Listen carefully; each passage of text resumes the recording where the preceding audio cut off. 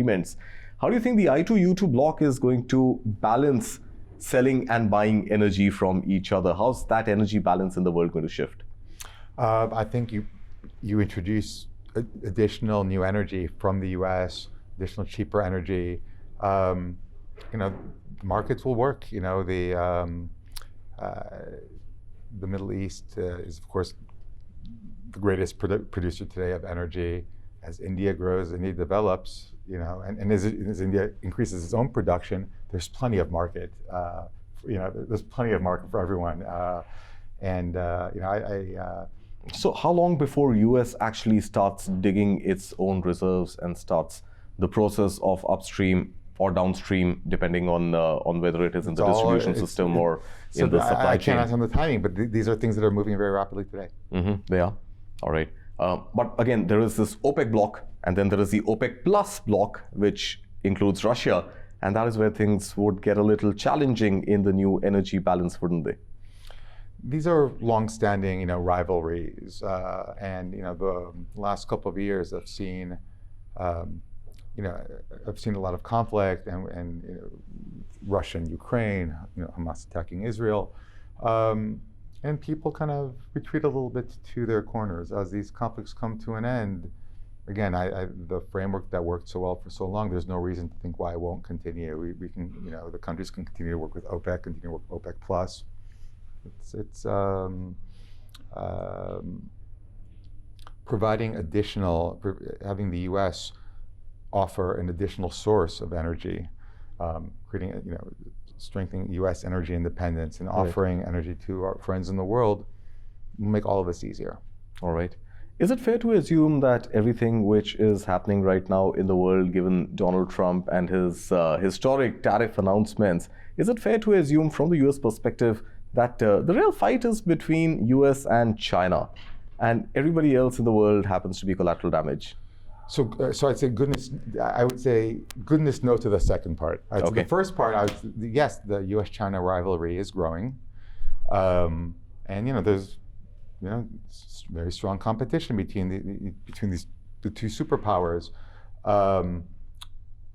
We don't view the rest of the world as collateral damage, not at all. Okay. We view the world as allies, potential allies, and areas of increased cooperation. All right. But what about, let's say, not the I2U2 bloc, but other countries outside of the I2U2, Vietnam, Thailand, etc., slapped with high tariffs? Well, of course, there is a 90-day hiatus right now. But once that resumes, are there going to be deals that you think Donald Trump will be able to forge, or these companies have to take it on the chin and move on? So first, if there's a deal to be forged, this is the president who knows how to get a deal done. Right. And again, I think the administration, the government, is thinking very carefully during this 90-day hiatus about next steps. Right. Okay. Talking specifically in the context of India and the US, given that we are part of I2U2 and the IMEC corridor is going to bring us even closer. The US has been putting pressure on India to reduce its own tariffs as well as trade barriers. India has conceded some ground. We will hopefully get cheaper bourbon, Jack Daniels coming into our country.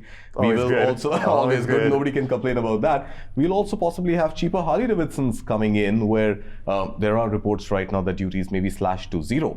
Are there other pressing, urgent areas where India, as per your understanding, must look at tariffs that it charges US imports and come up with perhaps a decisive set of commodities or goods or products where tariffs are a genuine issue for the US? Because I believe agriculture is holy cow. We don't want to touch it, right? It's a large part of India's sustenance. So agriculture is something that India may not want to concede ground on, but are there other immediate requirements that the US feels where India must concede some ground? So the tariff discussions and negotiations, the teams I'm sure are working very diligently on trying to, you mentioned the deal, and trying to reach a deal before that optimizes outcomes for both countries. I think there's a lot that we can do to wind up at a better place where each country's objectives are met, right, and with trade accelerating and increasing for the benefit of all the people of both countries. Right. So I think we are doing trade of about $190 billion. That is expected to rise to $500 billion by 2030. In this $500 billion trade, immediate areas of collaboration, we have spoken, of course, about technology, we've spoken about energy. What are the other new age sectors which can take this trade to $500 billion if we were to consider that